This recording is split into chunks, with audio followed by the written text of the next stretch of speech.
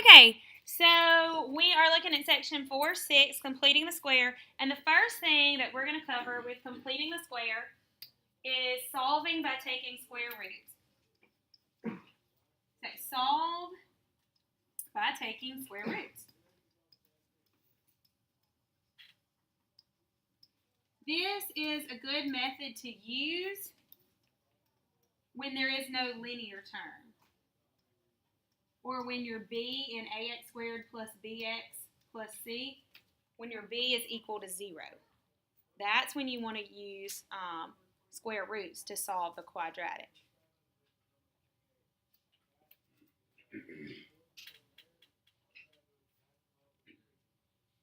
And here's an example. 7x squared minus 10 equals 35 plus 10. No, I wrote the whole thing wrong, y'all. Sorry. 7x squared minus 10 equals 25. I was thinking ahead to the 35 that I wanted it to be. So 7x squared minus 10 equals 25. Now, we don't have a b term. All right, b term would be the one that had an x, the linear term. Do you see one that has just a plain x to the first power? No, we have an x squared and we have two constants. So this is when it's good to just take square roots to solve. What you do first is you isolate the x squared. That means get it by itself. So we're going to add 10.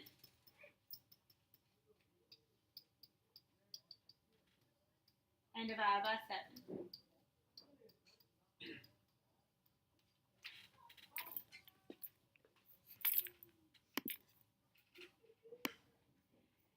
And so now that you have the x squared isolated, you can take the square root of both sides. So our next step is square root both sides. What is the square root of x squared? X. Now with our square root 5, we cannot simplify that. 5 doesn't break down. But we don't know whether this x was a positive square root of 5 or whether it was a negative square root of 5. Because anytime you square something, you're going to get a positive. So,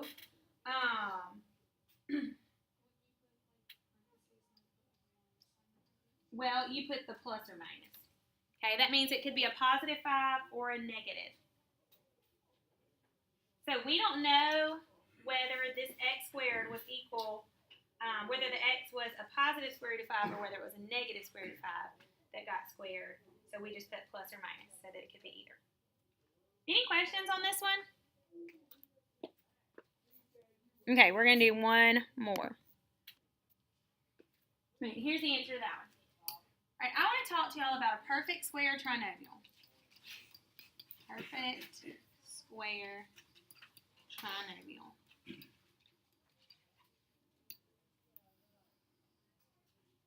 And a perfect square trinomial is a trinomial that looks something like this or this and can be factored into a plus b squared or a minus b squared. What makes perfect square trinomial so special is that you can factor them into this one quantity raised to the second power. Here's an example of a perfect square trinomial. X squared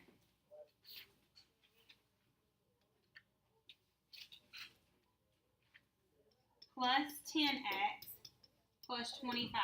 That's a perfect square trinomial. If you were going to factor this, okay, because it's x squared, you know you would have x and x. You would want your last times last to multiply to 25. And those factors would also need to add to 10. So what would those factors be? 5 and 5. So this is a perfect square trinomial because you can write it as x plus 5 raised to the second power. Okay, another example of a perfect square trinomial would be x squared minus 4x plus, can anybody guess what would be here?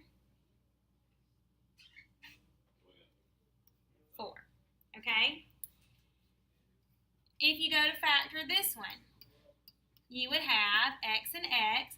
What multiplies to 4 and adds to negative 4? Negative 2.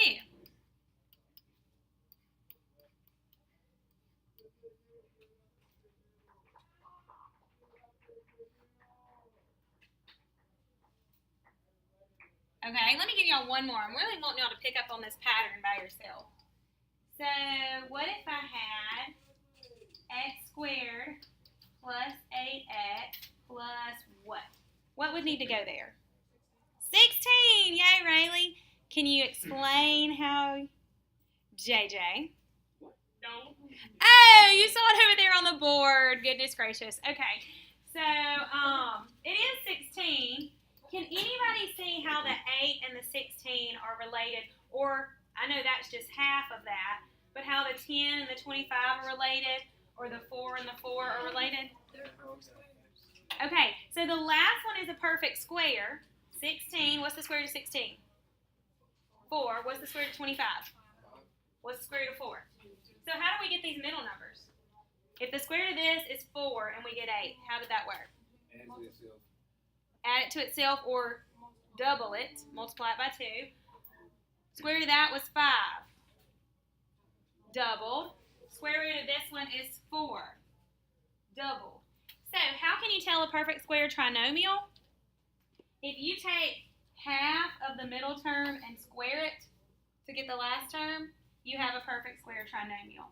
Now, what is so wonderful about these is that they end up in this form. And you don't have to write this next thing down. But they end up in that form. So if I had x squared plus 10x plus 25 equals 16, guess what I could do? I said you don't have to write this down. Guess what I could do with this? I could say, all right, I know that's x plus 5 squared. Because when I take the square root of that, I get 5. And if I double it, I get 10. So it's going to be x plus 5 to the second power equals 16. And how could I solve for x at this point? Okay, that's not x squared plus 25. That's x squared plus 10x plus 25. What would I do if that was x squared equals 16? What would I do? I would take the square root. Well, that's the same thing I'm going to do here. Okay? X plus 5, because the square root and the square cancel each other out, equals plus or minus 4. So you have two equations. X plus 5 equals 4. X plus 5 equals negative 4. And your two answers are negative 1 and negative 9. That's all completing the square is, y'all. Is getting it into this form so that we can factor it like this and take the square root.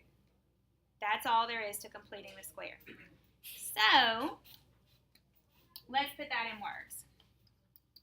For these examples, we're going to fill in the blanks to complete the square. After this, we're going to put it all together. Fill in the blanks to complete the square. X squared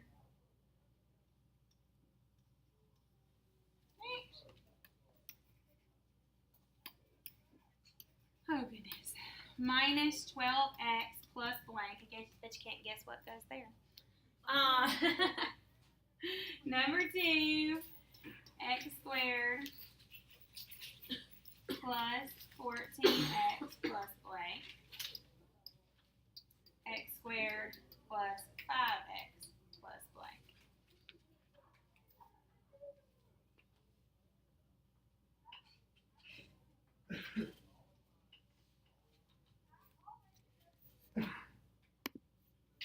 Okay, so y'all notice the pattern in making a perfect square trinomial. You have to take half of this middle number and then square it to get this. So the little hint for this is, oh, wow, b over 2 squared. That means half the middle term. If this is a, b, c, we take half the middle term and square it. So for number 1, you would do negative 12 divided by 2. That gives you half of the middle term and square it. So that's going to be negative 6 squared, which is 36. And we would do the same thing with the second one. So what are you going to get for the second one? 14 over 2 squared. Half the middle term squared. Half of 14 is 7, and when you square that, you get 49.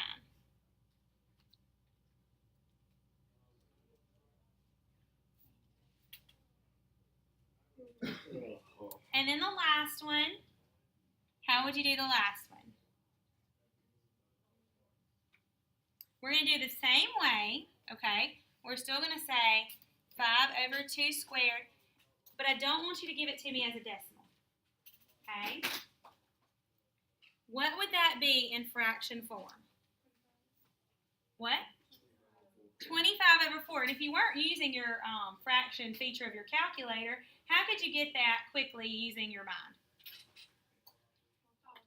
5 to the second power is 25, and 2 to the second power is 4. All right, finally, we're going to put this all together, and we are going to solve by completing the square. Solve by completing the square.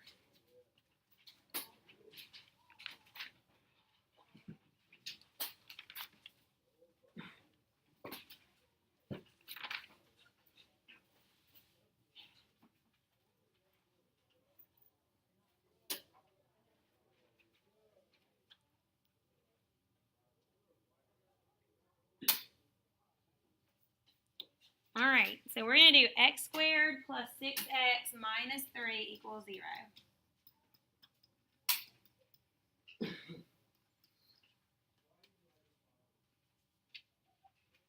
X squared plus 6x minus 3 equals 0. Is this a perfect square trinomial? Can you take half of 6? What is half of 6? 3. What do you get when you square 3? That's not a 9, is it?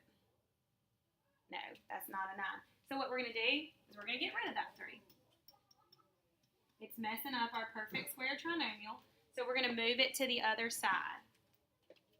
If you're a person who likes to make like verbal notes out to the side, move C to the right. So we moved our C term to the right. Now we're going to fill in the blank to complete the square. Okay? We're going to make it, Jadarius, into a perfect square trinomial. We're going to make it into a perfect square trinomial. So what did we say we needed to have here, in order for it to be a perfect square trinomial? We need a 9. We need half of the middle term. So can I just throw in a 9 here? And say, okay, I got a 9.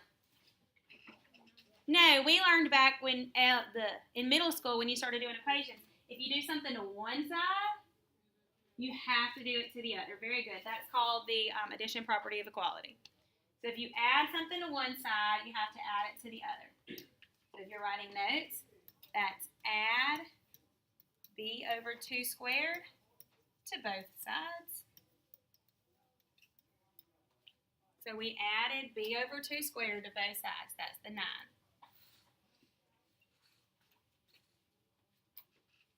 Okay, 6 divided by 2 is 3, and 3 squared is 9.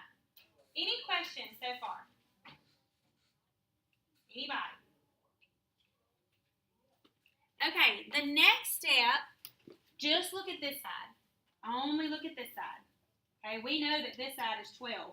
We don't have to do anything to 3 plus 9. We know it's 12. But what about this side? What did we say we could do when it's a perfect square trinomial that was the key to solving these problems?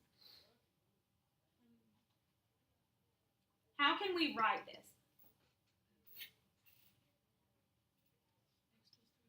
Good. You can write it as x plus 3 quantity, that quantity, squared. So we know that this would be x plus 3 times x plus 3. So we can write it as x plus 3 squared. If you want to have that as notes, I would put factor the left as x plus b over 2, and the square goes on the outside that time. Okay, it's half the middle term. That's where you got this number. This number. Half of the middle term. And now that we have something square, we can just take the square root of both sides.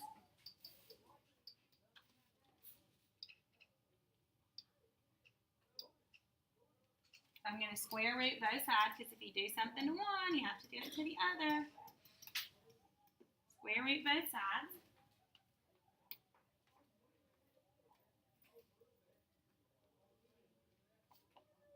What does that leave us with here?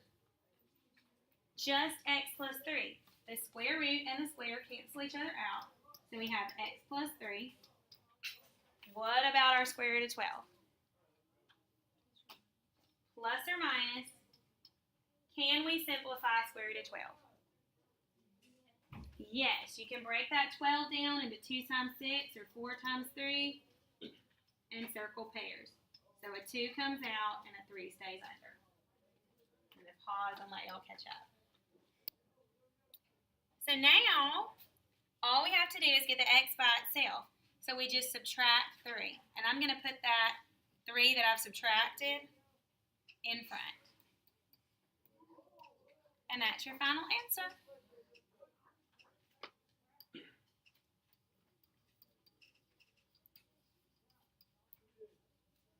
If this had been a whole number or an integer, then you would have worked it out, -3 plus that number, -3 minus that number.